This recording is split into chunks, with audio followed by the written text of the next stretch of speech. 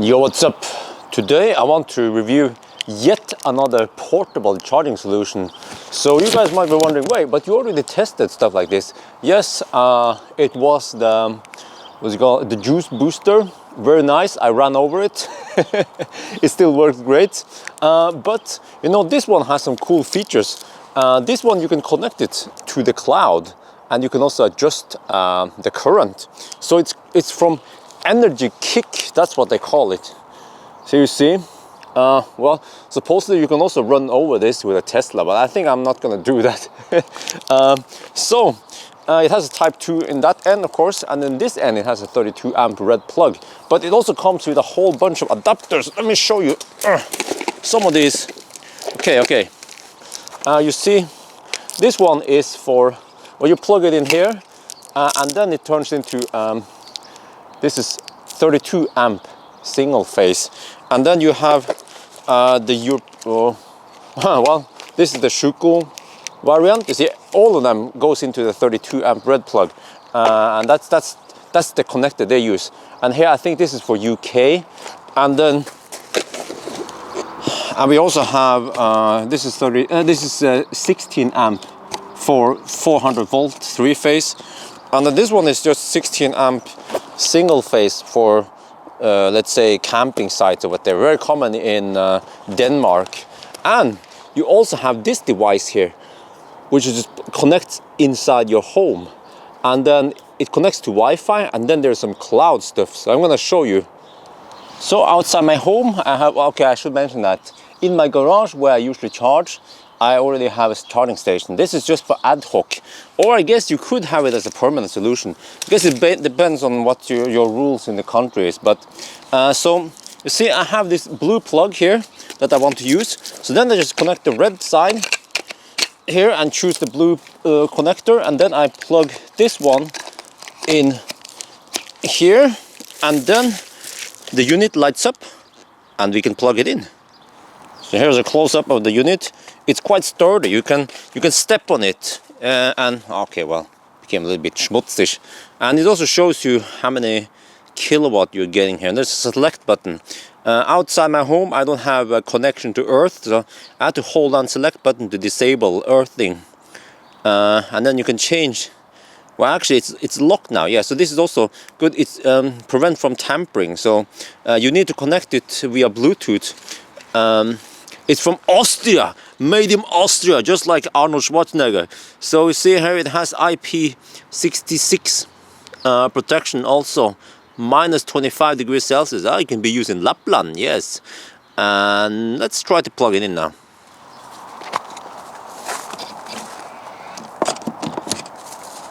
So now we are charging at 20 amp, and you see right now we have only one option here in the NRGkick's only, well, I just call it Bjørn, but it's only Bluetooth connection. So I can connect directly to the Bluetooth via Bluetooth interface, but I have to be within 10 meters. And here we see we can change current. This is the feature I like the most, because, you know, usually if I wanna, most of the time I charge in my garage 16 amp, but sometimes I need to charge faster. So I can charge, I can set it to 28 amp, for example, outside my home, and then it goes pretty fast. But you see, the problem with charging outside my home is that sometimes I need to, let's say, wash the clothes, I need to cook or something, and then if I charge with too high current while I'm doing stuff in my home, I will blow the main fuse. So one option is to stop charging from the app, because you can simply not change current here via the Tesla app.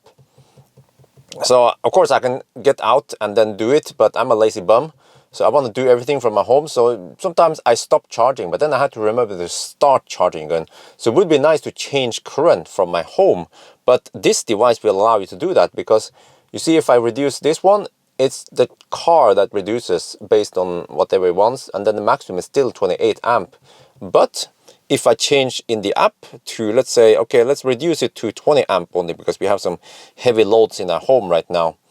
then it will immediately update this one to only 20 amp. This is a very nice feature, and that you can actually change the current in 1 amp steps. I like that shit.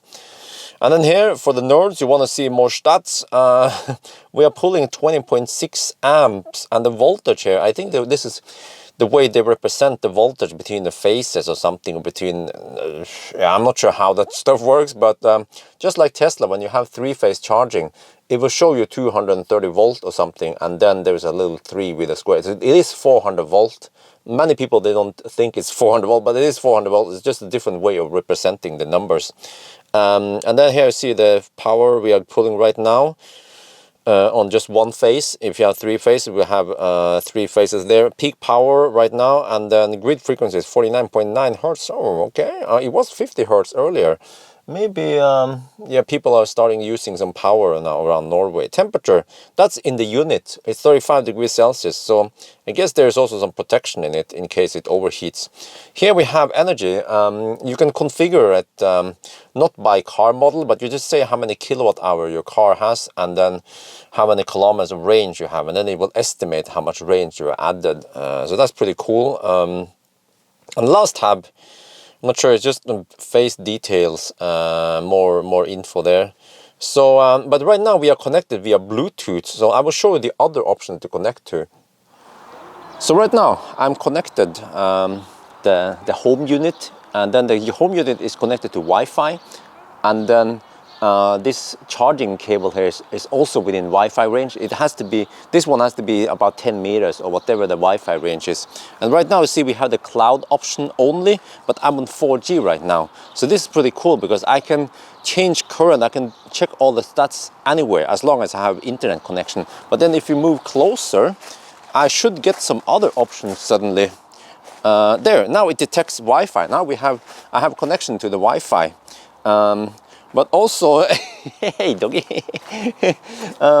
But sometimes if you don't have Wi-Fi, then the Bluetooth option over here will also appear. Now, now it only the Wi-Fi option appears, maybe because I'm in Wi-Fi range. So this is pretty cool because you have many different options to connect to the car, well, to the charger. And of course, if you go here via the cloud, then you have to make a cloud account and all that, then you get the exact same options and status that you get via Bluetooth. You see, you recognize all of this, same stuff. So there is one more thing about this this system that I cannot cover, which is it also supports PV charging. I'm not sure how that works. I can imagine that if you have enough solar power in the day, you can order the charging cable to charge only when you have excess PV or something. I don't know. Unfortunately, I will not be able to test this. Maybe if I bring this to Thailand, I can test it eventually because I'll be getting PV in Thailand. But over here, no. But actually, you know what? I'm gonna use this from now on because it can change the current. It's very useful. The previous cable I have been using until now was again the juice booster cannot do that, or at least I haven't figured out how to do it. So yeah, good stuff, man.